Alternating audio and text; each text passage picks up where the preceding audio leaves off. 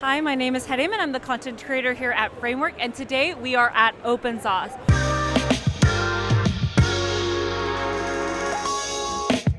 We've been walking around the event and been checking out all these really amazing projects, and I have some really cool prizes for some really cool creators, so let's go check it out. So can you tell us a little bit about your project?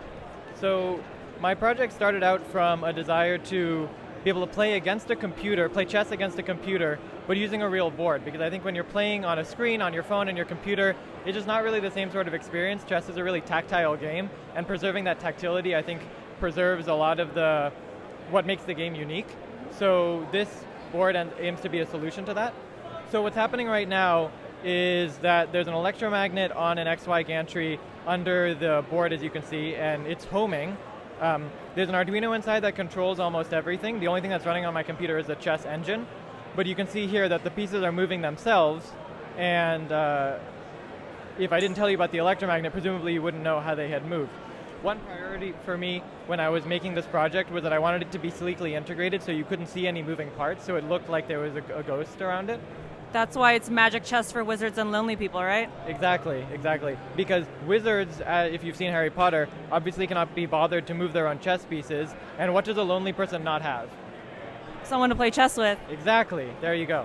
So this is a solution to both of those problems. So you'll notice how, as it's moving, it snaps to the edges of the squares. That's because, you're seeing a capture right here. So it's black's turn to move. Black has moved the white piece to the captured material section and is now moving the black piece into the place where the white piece was that was just captured. And you'll notice here that as they're moving, they're snapping to the edges of the grid. That's so that for the knight, for example, it can move past pieces and it won't collide. So inside here, the only parts that I took from a 3D printer that I took apart to use for this are this gantry here that moves in the X and Y axes, and this power supply. But everything else I designed and built myself. So this is the gantry that moves the electromagnet around. You can see the electromagnet right here. There's an Arduino under that motor shield. That's what's controlling everything. And then there's a relay over there that controls the electromagnet. So the Arduino, there's on my computer, which is where the engine is running. Everything else is running on the Arduino. There's a really short Python program I wrote that translates between the two. So it takes anything that the Arduino is saying and sends it to the engine, and takes anything that the Arduino is saying and sends it to takes anything that the Arduino is saying, sends it to the engine, takes anything that the engine is saying and sends it to the Arduino. And that way they can talk to each other. So the Arduino sends the engine the current board position. The engine thinks through, okay, what would be the best move to make here, and then sends that back to the Arduino. And then the Arduino interprets what the engine has sent, and then moves the electromagnet to the source square, picks up the piece, moves it using an algorithm to not bump into any other pieces, and then deposits it where it's meant to be. That's super cool and so impressive. What was the hardest part that you didn't expect about this project? I think the most difficult thing about this project was figuring out what parts to use, because lots of times you think about when you're thinking about a project and thinking about, okay, what problems am I going to solve, you end up thinking about like the cool problems, right? How am I going to attach this motor? How am I going to do whatever? But a lot of it was just thinking, what electromagnet can I use? And you're scrolling through listings on Amazon saying, okay, well, this is this many, rated for this many newtons, this runs on this much voltage, and figuring that out was super difficult because, for example, you'll see this electromagnet is pretty narrow, but it has to be because in order to it was difficult to find this electromagnet because it has to be powerful enough to move pieces, but most of the ones that are powerful enough are wider. And the problem is that when it's wider, as you saw earlier, sometimes the pieces move in between other pieces, and if it was too wide, it would pick up the other pieces and move them along with it. So just finding the parts, figuring out the thickness of the board, figuring out the size of the magnets to embed in the pieces was difficult, and I didn't foresee all of that tweaking being a really big time sink. Okay, well, Kaveer, us at Framework, we're really, really impressed by your project, and we wanted to give you a Framework mainboard for your next project. Thank you so much. My friend isn't here right now, but he has a Framework, as you can see here. And we were super excited because we heard that at Open Sauce Framework has a booth, and the CEO, Nirav Patel, is here, so my friend got the CEO to sign his Framework laptop, which was a super cool experience for him. Awesome. Well, thank you so much, Kaveer. Thank you. And hope you have a great Open Sauce. We'll see you around. Do you mind introducing yourself and telling us about your project? Yes, so we are Metalmancy. We build custom arcade machines They're made out of bent steel sheet metal, and they're powder coated, and since they're made out of steel, they're magnetic, so you can put magnetic decals on, and they're swappable. And then we also have swappable input panels, so you can remove these 4 screws here and put in another input panel like this if you're doing a different game. And they're meant to be very configurable and very versatile machines that people could use in their home or at parties or wherever they could see one of these. So what inspired this project? That is a really good question. So I started working on this game a while ago. This is like a passion project.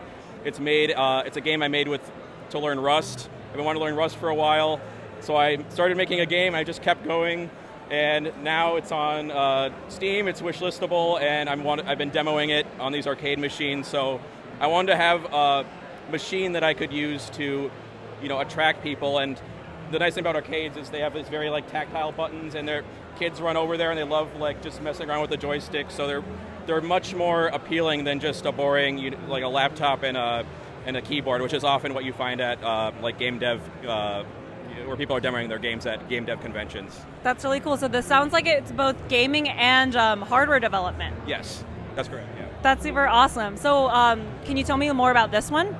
Yes. This is a game by Joanna. Yeah, so we met a couple months ago at a local game dev meetup in Minnesota, where we're both from. So there's a Twin Cities game development organization called IGDA, and they have a chapter in the Twin Cities. So we met at one of these events, and we became fast friends.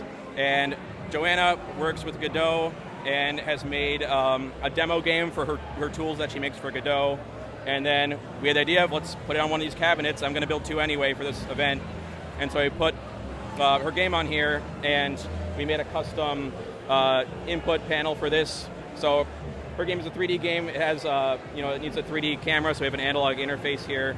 And then we need a joystick that you could press the jump button without removing your hand from the joystick. So we couldn't find one of this size that had a button in it, so we made a 3D printed enclosure here and installed a button there and wired it up. Wow, that's so awesome. Joanna, can you walk me through the game development process? Yeah, so the game itself took about 2 months, but I was leveraging a bunch of open source tools that I'd spent 3 years making. And so I run the grassroots Godot and C# community, and I've released a bunch of open source tools to make it easier to do the really hard part of game development, manage your environment, do the saving and loading and the serialization and all that. And so I maintain this demo to make sure that everything I've created is easy for developers to use and works out well. And so I use this as an open source example to show people how to use the tools, how to build games, and make it easier to do the professional indie development. That's really awesome. So what about open source draws you to developing that way? I've always liked open source software, and I have a background with Google's Flutter framework, and a lot of the tools and processes that apply to that also work really well in Godot, and so I've sort of been bringing over some of those ideas and adapting them for the game development world. That's really awesome. Well, us at Framework are super duper impressed by your work, so we wanted to gift both of you a Framework mainboard to be able to hack with it and create more awesome things like this. So thank you guys so much for making such awesome hardware and open source and being a part of the community.